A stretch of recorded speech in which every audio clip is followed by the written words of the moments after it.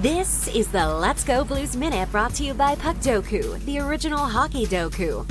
Now here's your host, Jeff Ponder. 43 seconds to go in Lefebvre's penalty. Here's Campbell a drive. He scores!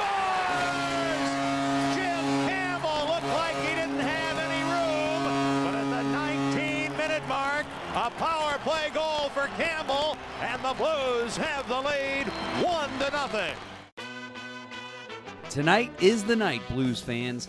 If you live in the St. Louis area and want to join myself, Kirk Price, and Bill Day for a live show, we'll be at the Geyer Inn at 220 South Geyer Road in Kirkwood tonight to record our 500th Let's Go Blues radio episode. We'll have prizes, giveaways, and all the beer you can drink starting at 7 o'clock. Come join us for a fun-filled night at former Blue Jim Campbell's bar. That's the Geyer Inn, which is extremely close to the Kirkwood ice rink. And remember, if you cannot join us live, join us at 7 o'clock on YouTube or Facebook. We will still be streaming as we normally do. Well, let's talk about the St. Louis Blues. The Edmonton Oilers won last night 3-2 in overtime over the Blues, despite a strong game from Jordan Binnington. He was brilliant, I thought, in this game, as he seems to have really hit a groove before the Four Nation face-off break next week. He made 13 saves in the first period when the Blues were outshot 13-3 and made 35 saves overall in the contest. With the Blues trailing 1-0 heading into the third period, Jordan Kyrou and Colton Parayko scored to rally St. Louis, who is now 24, 25, and 5 this season, but are 1-4-1 in their past 6 games. For Kyrou, it was his 23rd goal of the season, which leads the team. Colton Parayko continues to extend his career high in goals as he added his 12th. So after the Blues rallied to make it 2-1, Connor McDavid started doing Connor McDavid things. He made a beautiful seam pass to NHL leading scorer Leon Draisaitl, who buried it at 17:46 of the third period to tie it at 2 goals apiece. In overtime, McDavid continued to do McDavid things, cutting into the middle of the ice and making a few otherworldly dekes through Dylan Holloway and Philip Broberg, setting up Connor Brown for the OT winner. Jim Montgomery, after the game, was not happy with the result, obviously, citing a few chances the Blues had to go up 3-1 in the third period, including a wide-open net miss from Robert Thomas and Alexander Texier putting a backhand off the post in tight. Montgomery said, quote, "It was disappointing. Our third period was our best period of the game. I thought the first period was not good enough. Second period, we got better. I thought we started to develop a lot of scoring chances, and then in the third period, we scored on the power play, and we had opportunities to push it to 3-1 a couple times, and we've got to be able to close out games." Let's talk about some important stats from last night, and these are brought to you by Puckpedia.com.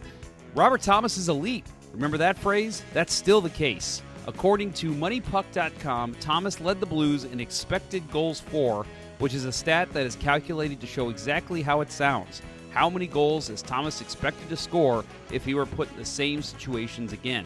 His .647 expected goals for was far and away the best on the team, likely due to his incredible chances in the first period that Skinner was able to stop.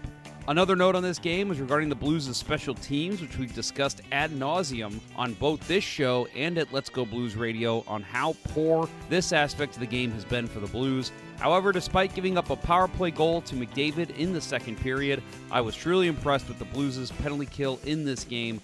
They are being more aggressive and cutting down passing lanes, which is not easy to do against the high-flying Edmonton Oilers. An important lineup note from yesterday was Blues defenseman Nick Leddy played in 15-27. It was his first game after missing the previous 49 games with a lower body injury.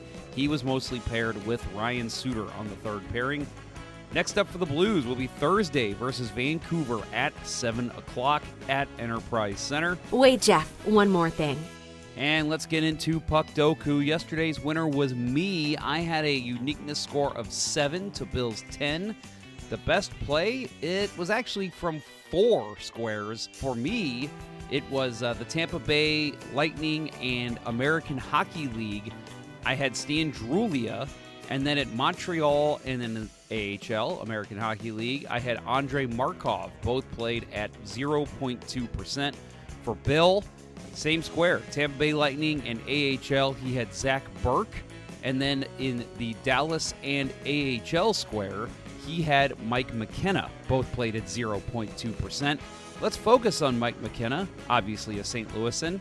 In 2019, McKenna had to have a bag packed at all times. After signing with the Ottawa Senators in the summer of 2018, McKenna played for the Belleville Senators of the AHL before joining Ottawa for 10 games.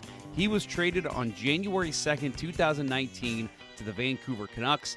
He backed up Jacob Markstrom for 2 games, then was waived with the intent of being sent to the AHL. The Philadelphia Flyers, who were having injury issues in goal, then claimed him later that week, making his Flyers debut on January 8th. Later that month, McKenna was sent to the Lehigh Valley Phantoms, where he finished his career playing in an AHL record 13th franchise. A lot of teams in a very short amount of time for St. Louis and Mike McKenna. Hope to see you tonight, 7 o'clock, Geyer Inn. This was the Let's Go Blues Minute powered by Puckdoku. Remember to tune into Let's Go Blues Radio, the original St. Louis Blues hockey podcast and webcast. Available wherever you get your podcasts or on YouTube and Facebook. Until next time, hosers.